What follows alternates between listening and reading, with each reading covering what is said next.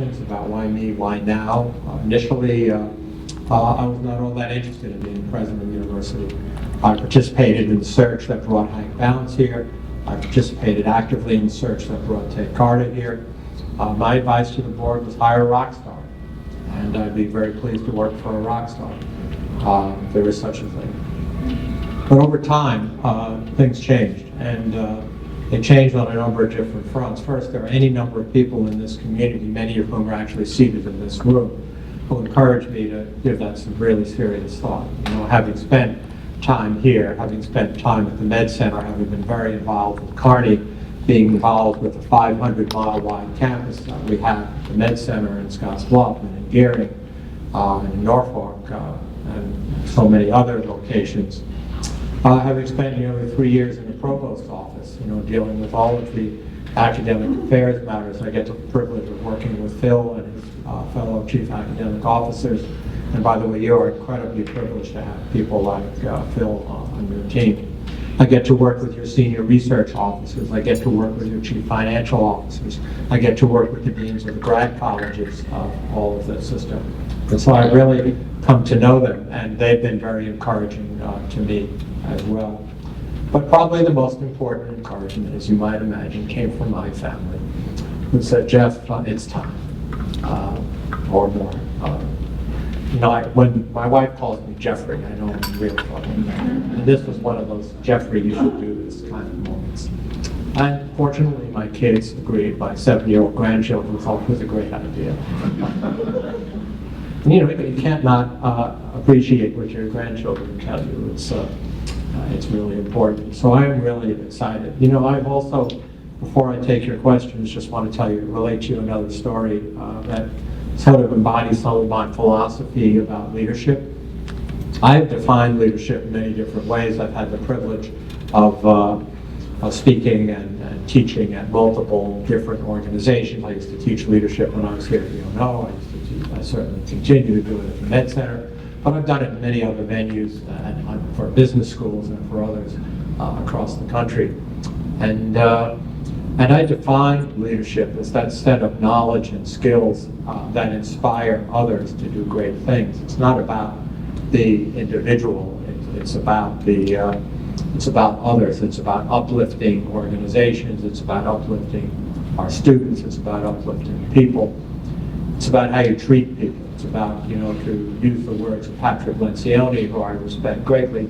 If you read his book called 5 Dysfunctions of a Team, he tells you the fundamental dysfunction of any team-based organization is lack of trust.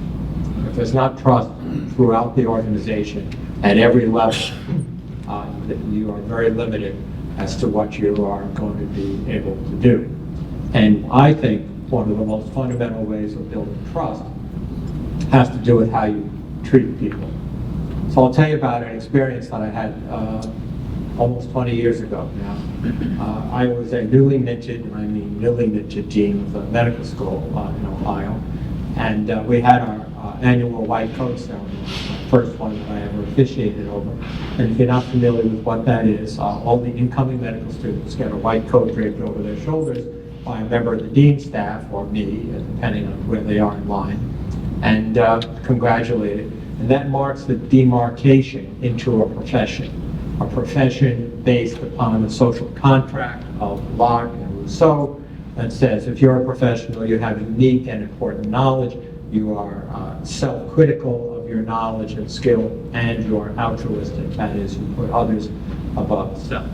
So we did this ceremony. I was sitting in my office on a Friday afternoon, roughly 6 o'clock, maybe a little later. And this young lady, one of the incoming medical students, comes into my office in tears and hands me her white coat. And so, of course, that prompts the question of what's going on, because it happened to be one of the students that I personally draped the coat on her shoulders. And she tells me that her mother was being treated for cancer. She tells me that her father worked for the auto industry and he lost his job. And she tells me that she couldn't get around to applying for financial aid because of issues with her family. And she couldn't even afford to buy the textbooks to go to class on Monday, and so she was going to stop out.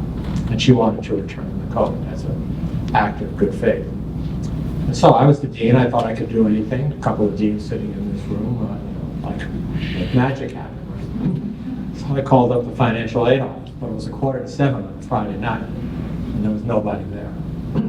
So I called up the data student's office and tried to reach her, and no answer. I called her cell phone, and there was no answer. So I had this amazing revelation. What would I do if this were my child? It's pretty simple. I just reached into my pocket, gave her my credit card, and said, go buy your books. Go to class on Monday. Give me the credit card back, please, on Monday. And that's what happened. And she did. She bought her books. She went to class. And she graduated first in her class. And she is now a residency program director at one of the most prestigious East Coast institutions, not to mention any names, but it's in Baltimore, and I'll leave the rest to your imagination. But on the day of her graduation, her father handed me an envelope with bills and change for $163.23. Now, a couple of lessons to be learned from that experience that I learned. One is that even very small amounts of generosity can have a huge lifetime impact.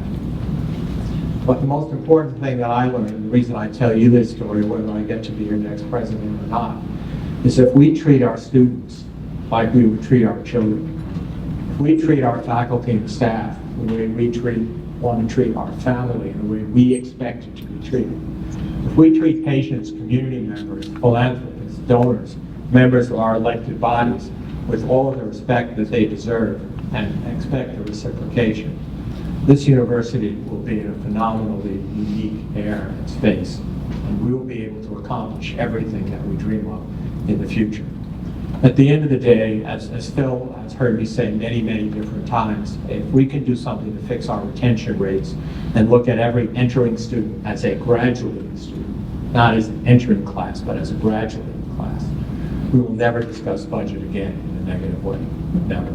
It's not to say we don't have to today, and it's not to say, as President Carter has said many times, that we have headwinds and rough waters ahead. There is no question about that. We have some short-term things that we will have to do through the eyes of the Provost's office. I can tell you all of this is doable.